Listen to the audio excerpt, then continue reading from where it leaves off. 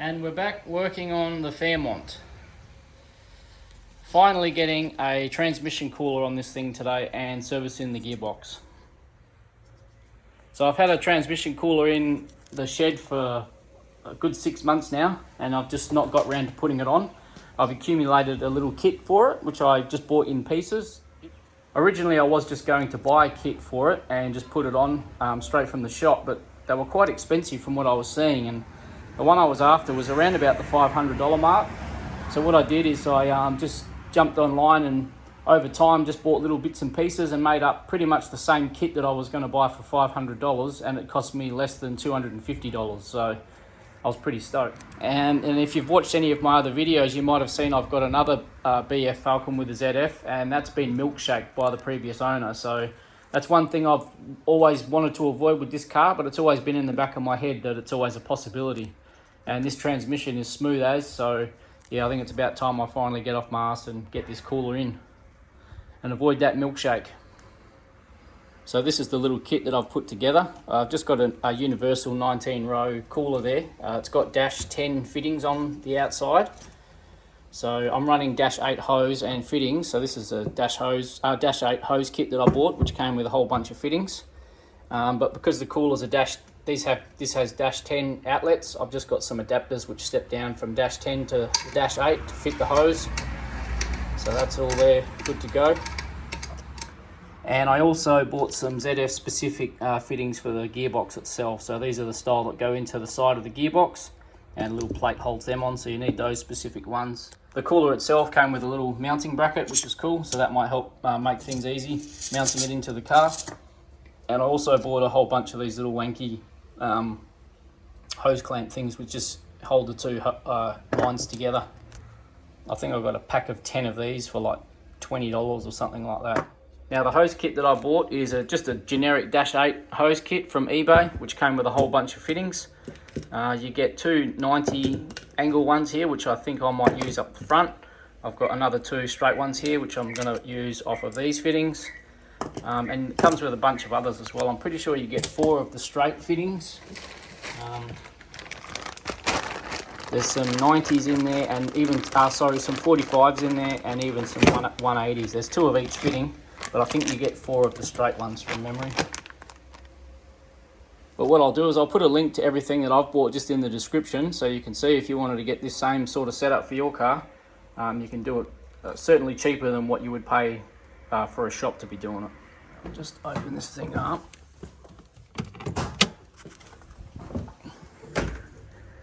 Now I haven't even sussed out where I'm going to be mounting it yet, but my idea is I want to be putting a turbo on this car, so I know I'm going to have an intercooler mounted down on the lower part in the front here. So I'm hoping to mount the cooler as high as possible. That way it doesn't interfere with the cooling of the intercooler down the bottom. So I'll get some tools, start getting the bumper off, and then we'll come back when it's off. Alrighty, I've just started to take off the front clip here across the front, and I've got plenty of access here, so I'm hoping I might be able to get this thing mounted without having to take the bumper off. That's the plan anyway. Now the bracket that came with the cooler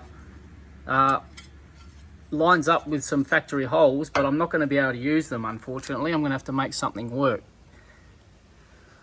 So these 2 little holes here on the outside of the crush bar, or impact bar, whatever this is, line up perfectly with the outside holes on the bracket. So I could mount it there like that, but the only thing is, the little piece under here, this sensor, and there's a piece of steel here, keeps it away from there, if you can see the gap. I could use something to fill that gap and just bolt straight through there, but I don't really want to have anything in front of this sensor or below it. But there's also a couple more holes, if you look underneath here, these 2 on the outside here, this one and this one. I'm thinking of using those 2. So ironically the bracket comes with a shitload of holes in it, but not ones that I need. So what I'm thinking is if I drill 2 holes in here to go into those holes that I just pointed out, I can bolt this to the top underneath.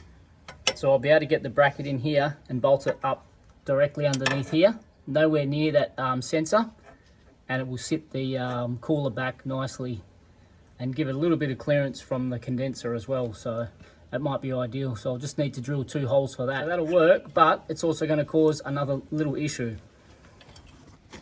And the problem being, so that will be all bolted up into the car, no problem. But I'll have some bolt heads sticking on this side of this bracket. And this bracket is designed to sit flush against the cooler itself. Just like that. So by the time I go putting these bolts in the ends to hold the cooler to the bracket, I'm going to have bolt heads underneath here. So there's going to be quite a bit of a gap, like so. So I think that's how I want to do it, but I'm just going to have to find something to fill out these gaps on the ends for when I bolt in the actual cooler itself. But I think that's going to be the cleanest way of doing it for sure. Alrighty, I've got the bracket marked out where I want the holes. So the 2 holes up top are 70mm apart, so I've marked that out. So I'm just going to drill it out now, and then we'll look at mounting it. Okay, I've drilled out the holes in the bracket. So I've only drilled them out to the size of the bolts that came with the mounting kit. So what I'm thinking of doing is I might use these smaller bolts. I did want to use the bigger ones, like some M8s. These are only M6. I wanted to use M8s to mount the bracket, but they're just too bulky. I don't have anything smaller than these bulky Allen head ones in stainless. So I'm thinking I might use these little ones that came with the kit, M6, and I'll just put a big washer up on the inside. I've got some stainless washers which can sit up on the inside and hold them in. So we'll dummy mount it in and see how it looks. Alrighty, got a jerry rigged up in there, just loosely. So I'll tighten it up and then we'll look at mounting the actual cooler to the bracket. There it is, all bolted in. That is tight and that is not going anywhere. And it's nice because it's sitting away, if you can see there, from that sensor as well. So pretty happy with how that is. So now I'll just mount the cooler to that and see how it looks. Now, first little hiccup putting the cooler on. I can't get the bolts in there to get down inside on the bracket. I could come up from underneath, but yeah, that's hideous.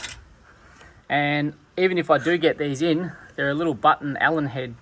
So I'm not going to be able to get anything on that in that little gap there to hold that from spinning.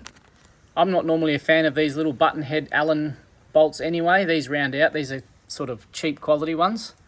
I've actually got some stainless bolts, so I'm going to put some of them in. I'll have to loosen the bracket off, put the stainless bolts in through the top, and then tighten the bracket up so the bolts are hanging down.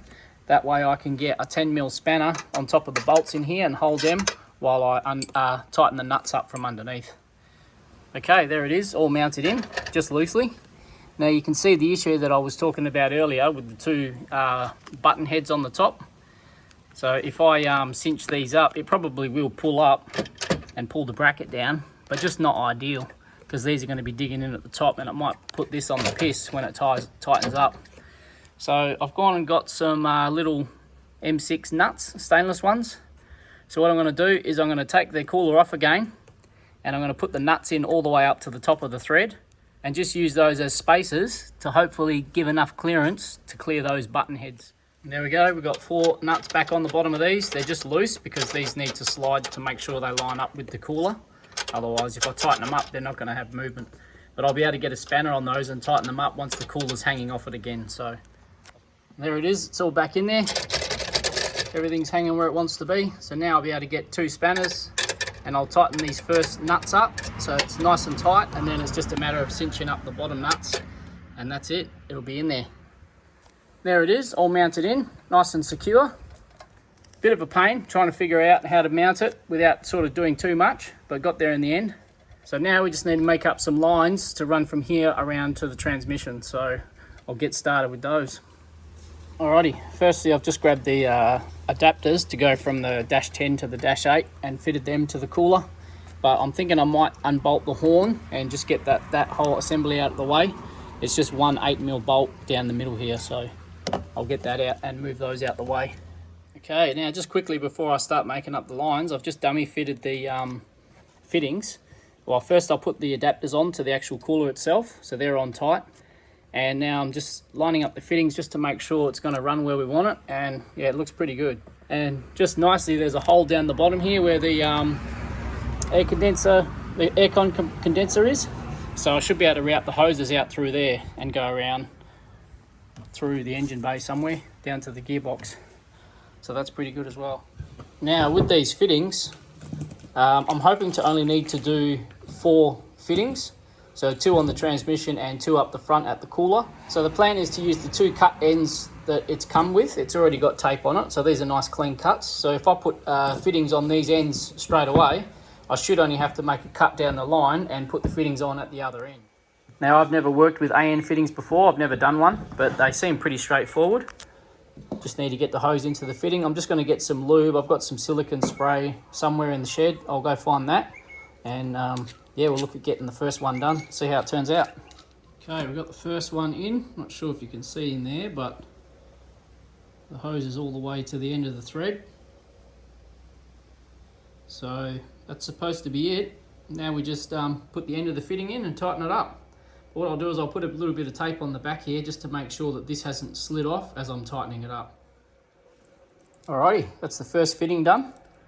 Hasn't slid out at all, which is good. I just put a bit of cloth tape around each fitting, each half of it, just so I didn't scratch it up. You're supposed to use aluminium adjustable spanners on these so you don't scratch them, but I've just put some harness tape on there and that's protected it fine. So I'm going to get the rest of them done now. I'm not going to show you me doing these fittings. There's plenty of info online if you need to know how to do them. If this works, then it was very straightforward, really easy with just a couple of simple tools. So fingers crossed they hold up and don't leak. Alrighty, making some progress. Got the front all sort of mocked up now where I want it. All connected. These aren't tight, these fittings, they're just on there, just so I can run the hose through where I want it. And then have it sort of running along the chassis rail down underneath. So next step is to get the car up in the air and do the bottom end. Okay, we've got the car in the air now. It's on some car ramps, so pretty safe up this end. I need to jack the back up to get it level for when I want to put new transmission fluid in. But for now, just to mock up these lines, that should be fine. So we'll jump under and have a look. Okay, so we're under the car now. Now this car has got a nasty oil leak. I don't know if it's rear main or sump gasket. So I do plan on turboing this car, and when I do the turbo I'm going to be ripping the engine out, so I'll address that then. So for now I'm just going to have to put up with it. But we're not here for that, we're here for the transmission. So these are the 2 fittings in the gearbox. I need to get those out, and they're also connected to the heat exchanger just there. So, but what I want to do is use this heat exchanger in the blue car, because that one is flogged out. That's the one that caused that car to milkshake. So I'm going to take this whole assembly out and reuse it in that car and hopefully flush that out, and hopefully that gearbox is fine. Okay, I got shit lighting now because the sun's gone to the other side, so I'm going to get a bit of glare, but got to work with it. But before I go getting these fittings out of the gearbox or transmission, I need to disconnect the heater hoses from the heat exchanger. So if you can see up there, I'm not sure if you're going to be able to see, there's 2 heater hoses. I need to disconnect those, and the plan is to just loop them together for now until I do my turbo. I've got a hard line that will delete the 2 bits that come off. It's just one line that goes around to the back of the engine, but we'll get to that later. So for now, I'm just going to loop those 2 hoses together, which will allow me to get this heat exchanger out of the car. Now, the only thing with doing that is I'm obviously going to lose coolant, so it's going to be a bit wet down under here, which I'm not looking forward to, but it has to be done. So I'll try and catch what I can, but yeah, might be a bit messy. Got a bucket here, so we'll see how we go getting this one off. I don't know how long. There we go. That cracked pretty easy. I've tried to maintain the cooling system in this car, so it's helped a lot. Here we go. I'm going to get saturated here.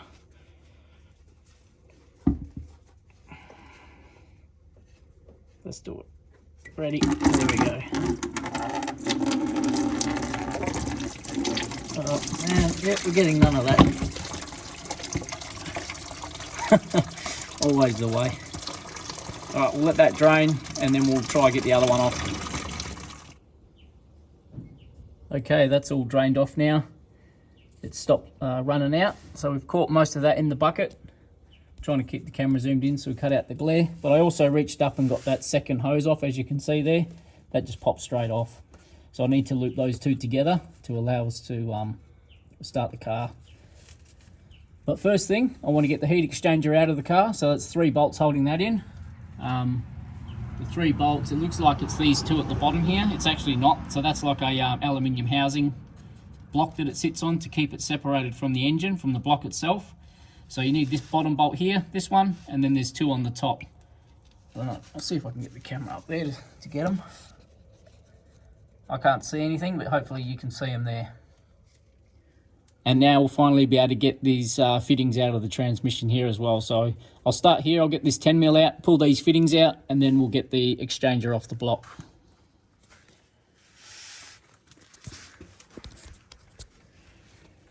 I'll just get that bolt out now. And all that holds those 2 fittings into the actual gearbox is this little plate. It's just got like a slight taper on it.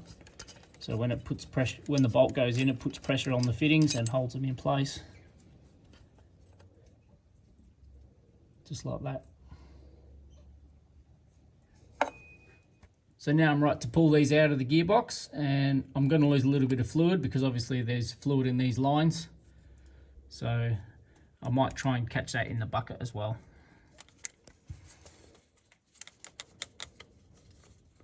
They just pull straight out. There we go, there's 1 and there's 2. Oops. Not a whole lot coming out obviously because it's just what's in the lines, but some nonetheless. So I'll let that drain while we start unbolting the actual cooler itself. Well, there it is, it's out of the car. This is the Ford milkshake maker. This thing right here, this is the culprit. So I'm glad we've got it out of the car. I'm going to use this in the other car, the one that's milkshaked, because I know this cooler, at least it's doing its job. But that's another story. So we'll put this aside for now and get back on. All right, now I've taken the heater hoses off completely off the car. One there and one up there, if you can see it. And what I've done is I've gone and got a bit of hose. Now this hose is off one of these cars, so if you're doing this and you want to just loop your heater lines without kinking a hose, this one's perfect for it. And it's just one off the firewall here, so it's this one here with the loop in it. So if you can get your hands on one of these, that hose is perfect for looping the 2 heater lines together. So I'm going to get this one on and then we'll get back underneath. There we go, got that looped hose on. No kinks in it at all. Can't believe how perfectly that fit actually. It's like it was meant for it. I've got the 2 hose clamps on, holding that on now, so that's all tight. So now all I'm going to do, I've taken the airbox out just to give myself some room to get those heater hoses off. Now all I'm going to do is go over everything, check all the AN fittings are all tight now, and I'm just going to put some clamps on the hose and just sit it all nicely where I want it to sit. And that is almost job done. And there it is, all finished. I've gone through and made sure everything's all tight. I've put a few more clamps on the lines there. I'll jump underneath. So there's the fittings in the gearbox. I ended up using 45s to come off there because the straights that I was going to use just sort of take it into the bell housing. And it's a bit too much of a sharp bend for the hoses, so I went with the 45. The only thing I haven't done is I want to get a P-clamp, a good steel one, and put onto one of these bolts here just to hold the hoses. But that's it. Now I just need to get some fluid in the car and start it up. But yeah, that's the transmission cooler fitted. Pretty stoked. Rightio, we just had the car started, so the engine was running. I've just topped up the transmission with new fluid because I've done a service on that as well. At the same time I was doing this, the cooler. So that's all good. And we've got no leaks or anything. So real happy. These AN fittings are awesome. They're really easy to do and you get a nice finish with them. No leaks at all and no dramas, so everything went really smoothly. So yeah, definitely recommend this sort of setup if you want to look at something like this. But shop around and you can save a little bit of cash if you do it yourself, and it's not hard to do. And yeah, I'm stoked now that I don't have to worry about milkshake because that's been on my mind since I've got this car. Especially with the ZF, it can be a costly exercise. And this thing now has a 0 chance of milkshake. And that's pretty good.